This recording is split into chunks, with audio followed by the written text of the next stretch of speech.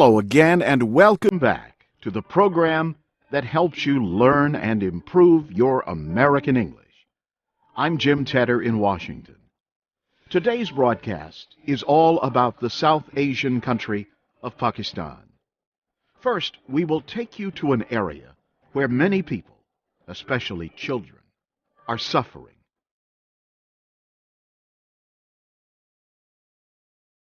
And we will hear what the national government is trying to do for them as they wait for this sound.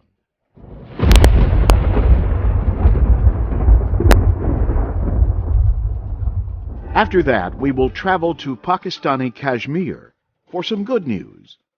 Many people there use small machines to produce their own electricity and hope to improve their way of life. Each day on VOA, on shortwave, medium wave, FM, and by satellite and the Internet, we tell you about our world as it is.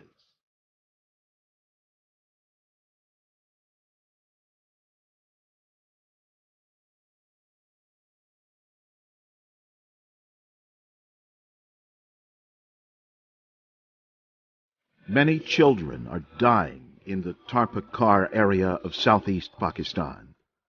They are victims of a long drought. Tharparkar has received little rainfall over the past 2 years. Recently, the government began sending food and water to the area. But experts in Pakistan say that effort came too late. They say the deaths could have been prevented if politicians had acted earlier. At least 60 children have died in Tharparkar over the past 3 months.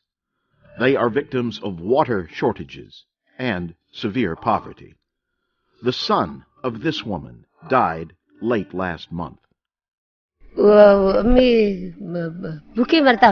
fell ill due to hunger. Before we had milk, yogurt, buttermilk for the children. But there's nothing now. We're poor people. How are we supposed to buy food? Earlier this month, Pakistani Prime Minister Nawaz Sharif said the government would send money, food, and medicine to the area. The provincial government and the Pakistani armed forces will get together to help you and to get rid of your troubles. Now join me and chant, "Long live Pakistan." People in Tharparkar live in small, dusty villages. For a long time, they have lacked good health care services and dependable water supplies. Haris Khalik is a public policy expert. He says the real problem is a lack of effective government planning. Malnutrition or malnourishment is not caused because of a famine or a drought in Thar. It is a permanent condition, unfortunately, in Thar. There's abject grinding poverty in Tharparkar, and it's a complete failure of governance.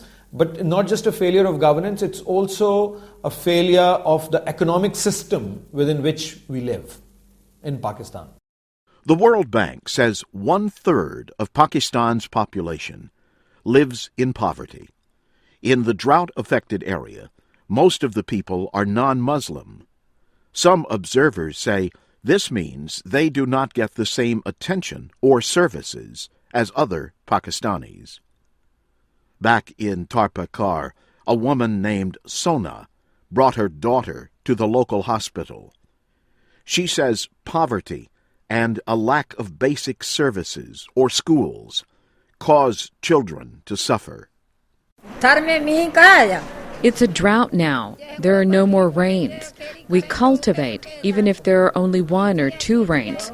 But all the crops dried up when the rain stopped, and nothing can be done. Those blessed with knowledge can easily fill their stomachs, but those who are illiterate starve.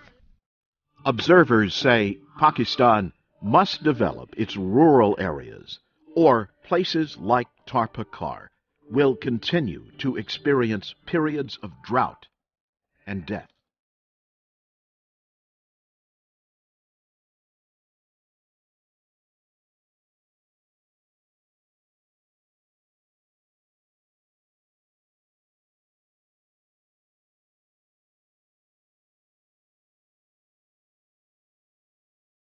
Many areas in Pakistan suffer energy shortages because of the country's power grid, the wires and equipment that supply electricity to large areas.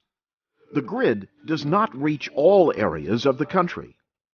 But in part of Pakistani Kashmir, people are now making their own electricity. They use small-scale turbines to create energy from the area's many waterways. Christopher Cruz has the story. The Neelum Valley of southeastern Pakistan is sometimes called heaven on earth. People there want to protect their forests and keep their environment clean. But the area also has a growing need for electricity. Shafiq Usmani is an official with the Neelum Valley Hydroelectric Board. All the beauty of the Neelum Valley is dependent upon these forests, these streams, this neat and clean water, and this can only be sustained if we are giving them the clean energy. 200,000 people live in the Neelum Valley, but less than half of them get electricity from Pakistan's national power grid. They may not need to, because the Neelum River and other waterways flow with enough force to produce energy. Some communities have turned to small turbines called Hydel machines to create electricity. A man named Rahimullah is one of the turbine operators. This Hydel machine was installed with a share from 50 families, which cost us nearly $3,000. We started this small hydro scheme as we needed it. We only get light from it and no other electric appliances. We start this turbine at 3 in the afternoon and switch it off the next day at 8 a.m. Villagers like Mushtaq Ahmad say the homemade machines have changed daily lives. When we had no electricity, there was always smoke, as we use wood for heating and cooking, which causes diseases. Since we installed this project, thank God, we have gotten rid of these diseases and gained some other benefits. But even with the machines, there is not enough electricity for everyone. So trees are cut down to provide wood for fire. Sardar Basharat Ahmad is an engineer. He says the valley needs more turbines. Cutting down trees is a big loss. Using wood for heating and cooking causes health problems. If the Hydel is promoted and new projects are set up, it will fulfill all the requirements of the people, like cooking and heating, and it will save the cutting down of green trees. Pakistan commonly experiences power cuts, especially in the summer. These blackouts affect many people and hurt economic activity. The country is using only about 10% of its possible hydropower. I'm Christopher Cruz.